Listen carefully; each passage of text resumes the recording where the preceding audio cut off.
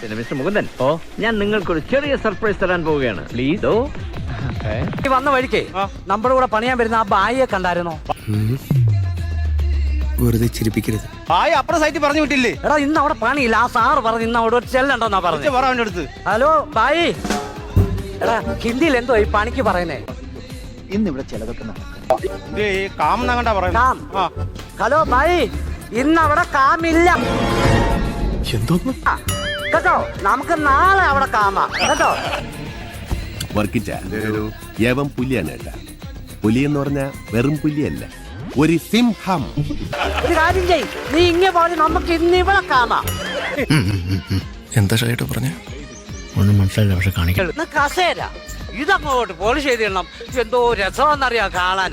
എങ്ങനെയുണ്ട് ബുദ്ധി ബുദ്ധി? ഇവനാണ് എന്ത് ഐഡിയ ഉണ്ടെന്നറിയോ? ഇത് ഞെട്ടിച്ചല്ലോ. ഇതൊന്നും ഒന്നുമല്ല. ഉണ്ടോ? ഉണ്ടാന്ന് ഉണ്ട്.